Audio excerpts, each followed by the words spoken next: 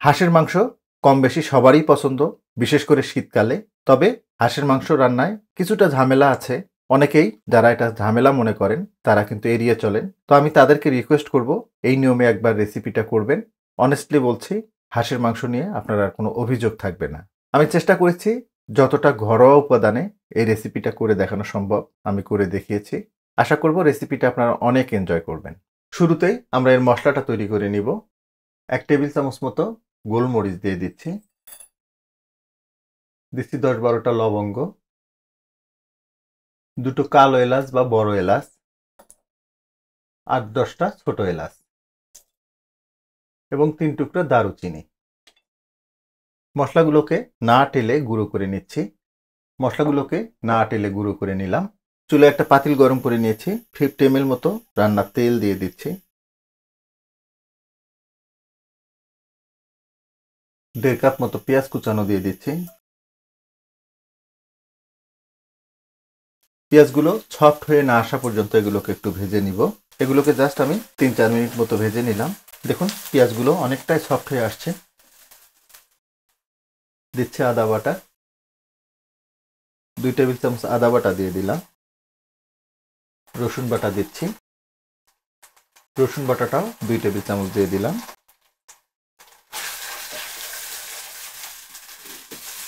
আদা রসুনের কাঁচা গন্ধটা চলে যাওয়া পর্যন্ত এগুলোকে একটু ভেজে নিলাম। দিচ্ছি হলুদের গুঁড়া, 1 টেবিল চামচের একটু বেশি দিয়ে দিলাম। দিচ্ছি শুকনা মরিচের গুঁড়া, আমি 2 টেবিল চামচ মতো দিয়ে দিলাম। তারপরেও ঝালটা আপনারা আপনাদের স্বাদ মতো অ্যাডজাস্ট করবেন।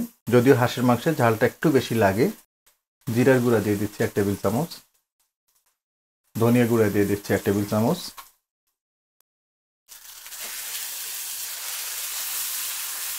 শুকনা মশলাগুলো যাতে পুড়ে না যায় একটু পানি দিয়ে দিব।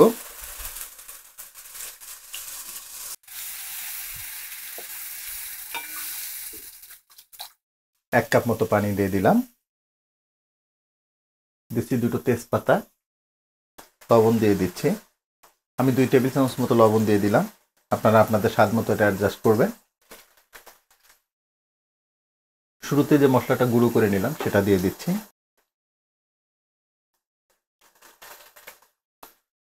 মিডিয়াম হিটে মশলাগুলোকে খুব ভালোভাবে কষিয়ে নিতে হবে। ঢাকনাটা লাগিয়ে দিচ্ছি। 4-5 মিনিট ধরে মশলাটাকে কষিয়ে নিলাম।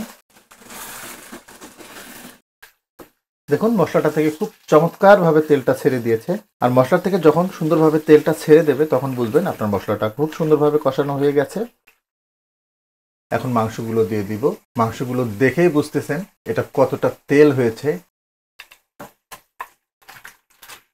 মশলাগুলোর সাথে খুব সুন্দরভাবে মিশিয়ে দিব। শুরুতে একটা টিপস দিয়ে দিচ্ছি আপনাদের, হাঁসের মাংস ওভার কুক করবেন না। দ্যাট মিনস বেশি পরিমাণে সিদ্ধ করবেন না।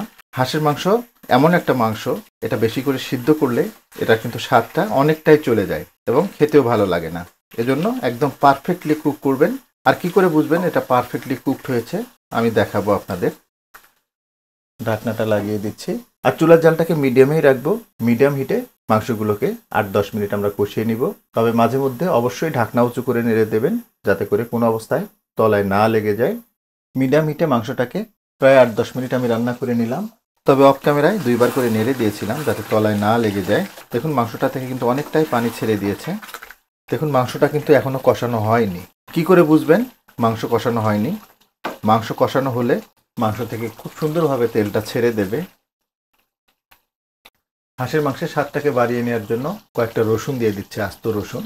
রসুনগুলোর মাথাটা কেটে নিয়েছি যাতে ফ্লেভারটা খুব ভালোভাবে বের হয় এবং রসুনগুলো খুব সুন্দরভাবে সিদ্ধ হয়ে যায়।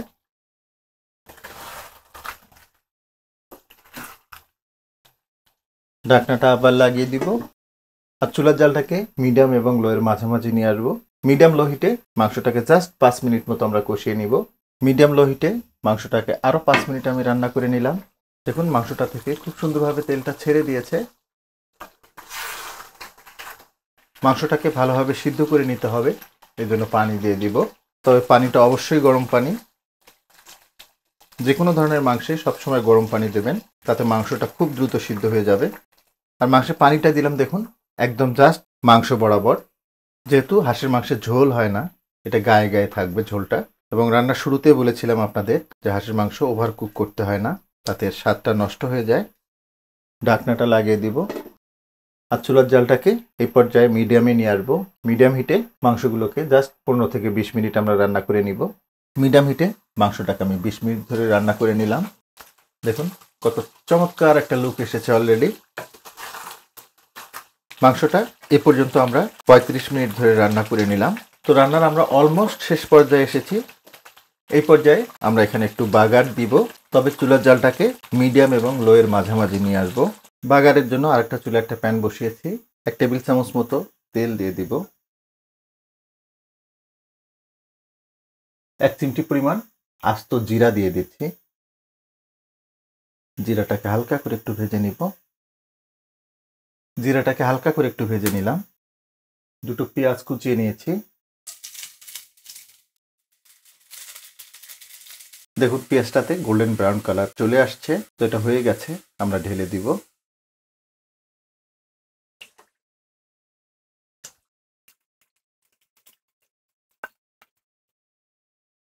বাগার দিয়ে সাথে সাথে ঢাকনাটা লাগিয়ে দেবেন, যাতে ফ্লেভারটা খুব ভালোভাবে মাংসে ছড়িয়ে যায়।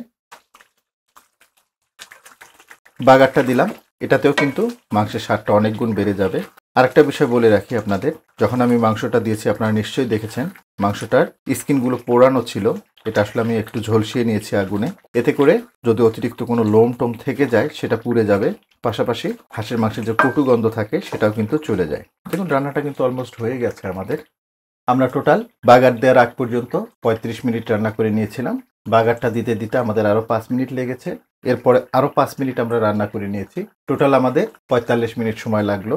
যেমনটা বলতেছিলাম আপনাদের, হাঁসের মাংস ওভারকুক করা যাবে না, তাতে মাংসের স্বাদটা নষ্ট হয়ে যাবে।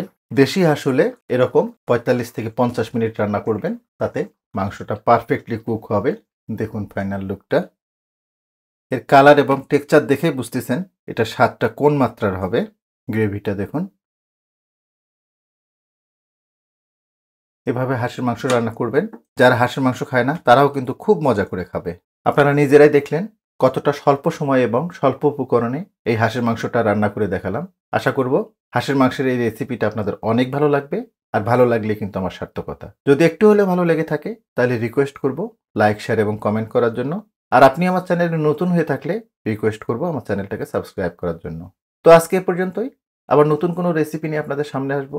সে পর্যন্ত সবাই অনেক ভালো থাকবেন, সুস্থ থাকবেন, নিরাপদ থাকবেন। আল্লাহ হাফেজ।